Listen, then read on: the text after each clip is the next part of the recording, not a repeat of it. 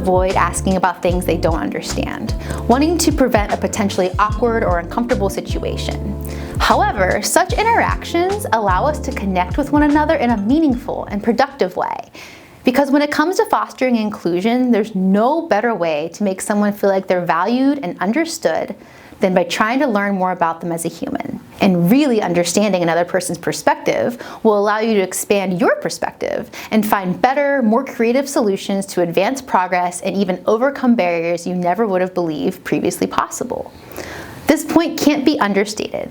Establishing a shared understanding of the problems faced by a minority group member will ensure that whatever the ally ends up doing is indeed the right thing to do because it meets the unique needs of your partner and their community. Allies, there is some work you can and should do on your own before asking your partner anything about their experience as a member of a certain community. Partners should only have to speak for themselves, their own personal, unique, intersectional experience. Do not ask them to be the spokesperson for an entire group of people. When it comes to learning more about a group to which your partner belongs, do these two things first before taking whatever questions you have directly to your partner. First, ask yourself, can I Google this? I like to call this the Google rule, meaning if you can find the answer on Google, then go find the answer on Google yourself or whatever other search engine your heart desires. Second, go to the course notes and click on the Intersectional Ally Resources link, which will take you to a crowdsourced resource list for recommended blogs, books, influencers, thought leaders, and other resources you can use to learn about various groups and communities. As I said, this list is crowdsourced, so be sure to add any additional resources you think could be helpful to someone else on their allyship journey.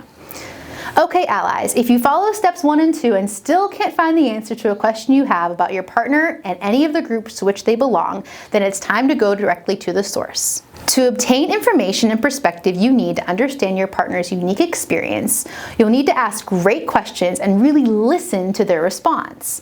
Remember, the conversation should largely focus on the partner's perspectives, not the allies. For all those partners out there watching, though, still take notes. The skills I'm about to teach you will make you a better listener and conversationalist in any context. Partners, you could also use these tools to better understand your ally's perspective from time to time, too. But both the ally and partner should make sure that the partner is the one doing the majority of the talking in your allyship conversations. Okay, the best way to seek understanding is to come prepared to the conversation. Ask great questions and actively listen to the response. I've created a worksheet for you called Asking Great Questions to help you do just that.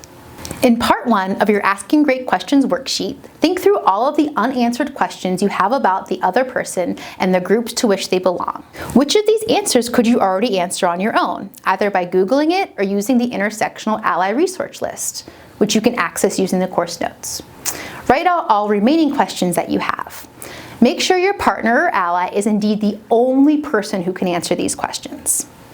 In part 2, you'll practice writing well-crafted, open-ended questions that really encourage the other person to share, open up, and feel safe doing so. Remember to utilize the strategies you learned earlier in this section, like creating a safe space and using empathy to show that you care. Another way to keep the conversation on track and centered on the partner is to just listen. If you're the ally, listening with intention shows your partner the mutual trust and respect they deserve for inviting you in and trusting you to be their ally in the first place. Part 3 is a checklist for all the ways you can be an excellent listener when someone else is talking.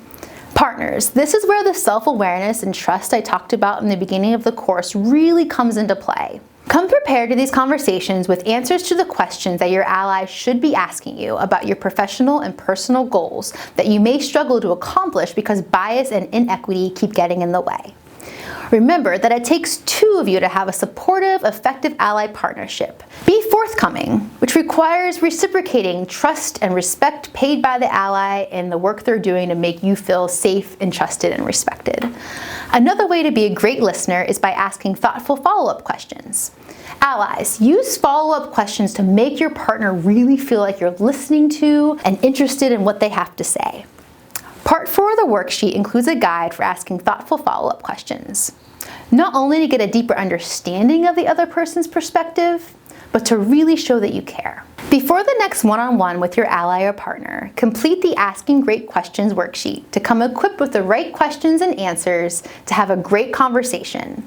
Now that you've learned some skills to better hear and really try to understand one another, let's move on to how you'll work together to accomplish your shared vision of using allyship to change the status quo. Join me as we cover just that in the next section, which is all about working together for a more inclusive and equitable world, or what I call co-conspiring for change.